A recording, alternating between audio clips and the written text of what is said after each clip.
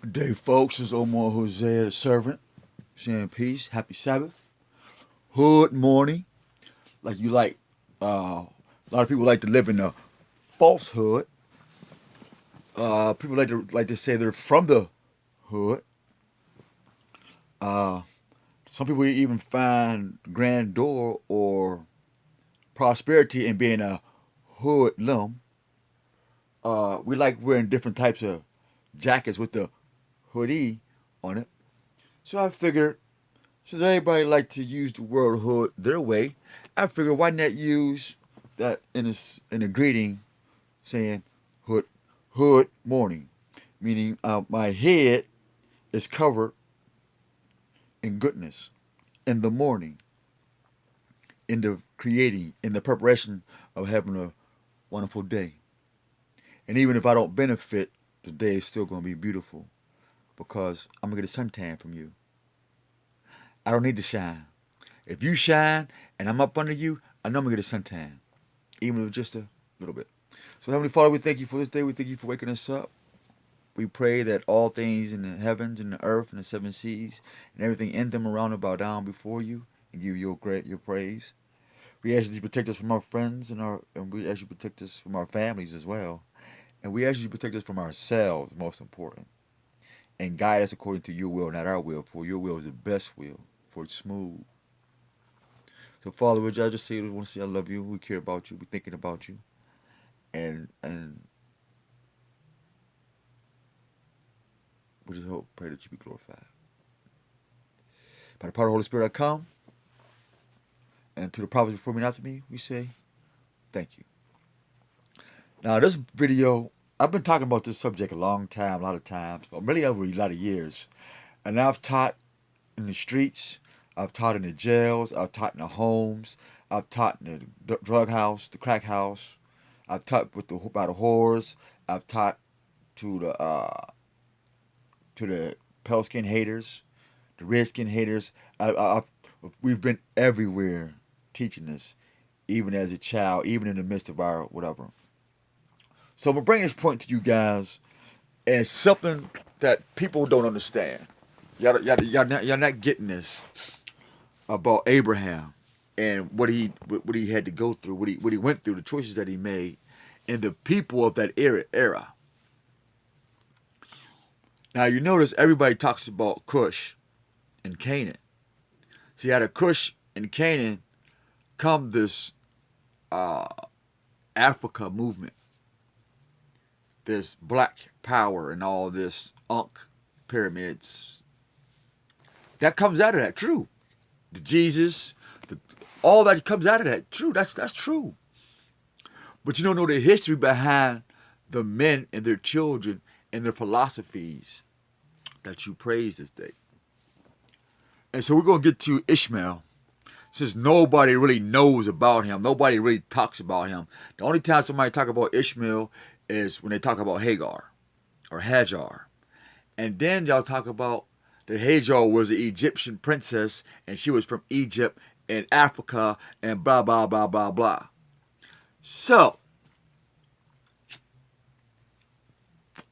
I can't say that my man's voice Rob Scrap or Rob Rack. I don't know the man, but my man funny. Not ain't Rob Rack, because Rob Rack, he does the actual scriptures. But I forgot what the other dude, Prophet Scribe or something like that. He shows the pictures and video. I like both of y'all brothers, man, because y'all drop some sides, man, and you know what I mean? Y'all confirm a lot of stuff that I've been teaching. And so that's why I really don't say too much on y'all posts and stuff, because I've already been there, done that years ago. I mean, this is 2016. This is back in 90. Between the 80s and 1920, in 2000s, we was already sharing this with the people before we had these computers, before we had these smartphones. When I was doing this, we had flip phones and stuff like that. And I was the first one that had when the first touch smartphone came out, it was called the Treo. Who remember that, the Treo? The first touch phone. And when I had that touch phone, everybody that I talked to on the East Coast, down south, I don't want that. I'm going with my flip phone. But I kept up with the technology. And I don't know if I was in California or not. Oh yeah, I think I went to California, and I got it to I found out the technology, the difference in the technology is that California, the West Coast, because they make those things there. I had the new phone, but when I come to the East Coast, they haven't marketed to you guys yet. If you're on the East Coast and down south. But anyway, let me get to the point of this video. I'll tell y'all something about Ishmael, and it's in history. And I'm gonna read this to you guys, so you can no longer be duped about the mysteries and the separation of Ishmael and in Israel and Jacob. Now, I'm going to try to read this out of the book of Jasher. And some people say that the book of Jasher is not a valid book, whatever, but it confirms a lot of stuff that is in the Bible that is not in the Bible. It confirms a lot of stuff in Egypt culture, Greek culture. See, when you go into different cultures at that time, it confirms it, and then those things that confirmed each other that was made up in the Bible, when you start putting these pieces together, because remember, the Most High, when the renowned men of Cush and Canaan, when they went on ahead and did their exploring and stuff like that, from being disobedient, they took up an idea that was not part of the Most High, which I'll call pseudo. So they created a pseudo history and told you that was the only history. But I'm going to tell you something. Let me share something with you about Ishmael. Now remember, the Most High told Abraham that he would be the father of many nations. And if Ishmael and Isaac came out of Abraham's loins, and Abraham was what? An Akkadian, later on turned into a Hebrew, who always was in his heart to be a Muslim, meaning being submissive to the will of Yahweh. And it reads as follows. And the king and his subjects loved Rekayon and his wisdom, and they consulted with all the inhabitants of Egypt to make him perfect under the king. See, this is Egypt. There's no Pharaoh. They liked Rekayon so much that they made him perfect under the king of Egypt, or Misphah. And all the inhabitants of Egypt and its wise men did so, and it was made law in Egypt. See, it was made law in Egypt about Rekahu. And it says, and they made Rekahu Pharaoh, perfect under Osiris, king of Egypt. Right here. Let me help you out here. You see that? In the book of Jasher. And if you go into the first kings in the first dynasty of Egypt, it confirms that. There was no pharaohs in Egypt. Come on, well, there was women pharaohs. Of course there was women pharaohs. Why? Because they did what he did.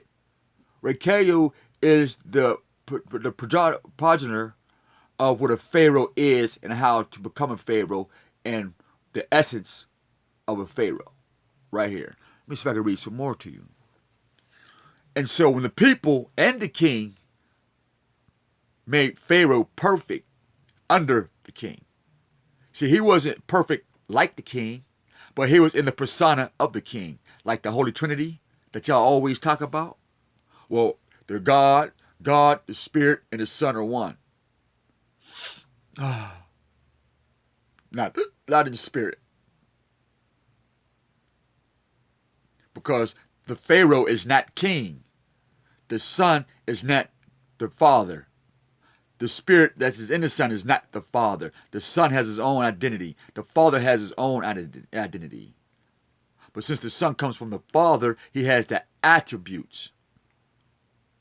But in this case, the Pharaoh, the king of Egypt, gave Pharaoh, Rekahu, the attributes of perfection of a perfected king.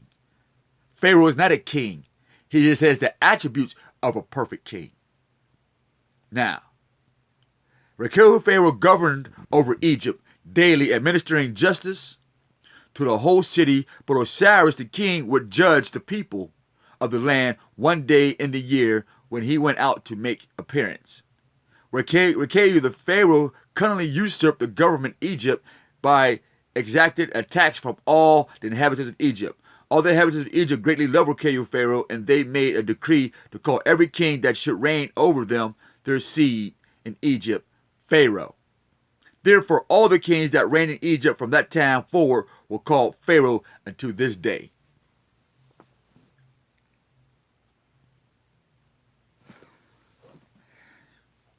Did you read that? Did you hear that?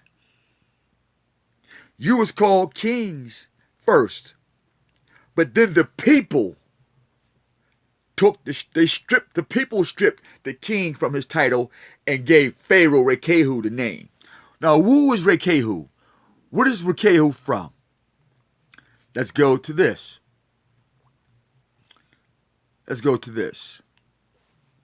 We have different things in Google. You can look it up. Rekehu. Google him. Google his name. Okay, people? Let's see if I can find another one. Let me get into the depth of what it says. Here to go right here. The genealogy and all that. And let me read it to you.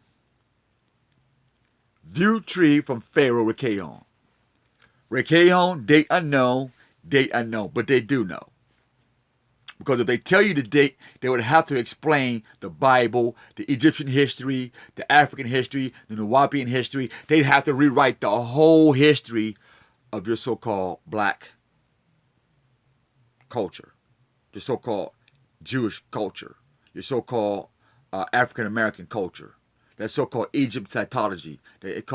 All that would have to be rewritten once you got this. But so they're going to have to rewrite it anyway, because we're going to put it down on you. We're going to put it right. We're going to put it on you right here. Happy Sabbath. Praise the Most High. Let your words be glorified, Father. Let it rain true and loud in the hearts of men. Rekehu was born, date unknown, in Iraq. Where's Iraq? It's in Babylon. So that means Rekehu, who was a Shemite, changed the word from king, from his wisdom, to becoming Pharaoh. He did that to you Egyptians. He did that to you Nuwaubians and to you Africans and all that. We Hebrew Shemites, Muslims, we are the ones is why you screaming Pharaoh. Let's get back to the history. See, y'all ain't ready for this. More about Rekehu, date born unknown. More about Rekehu and wife. Private begins private. More about Rayon, Pharaoh's concubine. Pharaoh Raycon and Pharaoh's concubine. Marriage, he married in Egypt.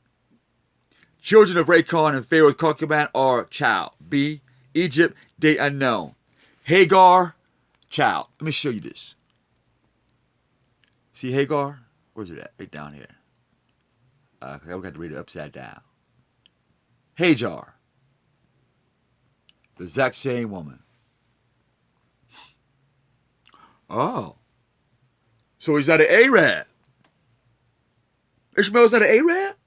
You mean to tell me Ishmael is really a Hebrew Israelite? Wow. You thought he was... You thought Pharaoh was... Why do you think Joseph was named Pharaoh? Because he was a Hebrew Israelite.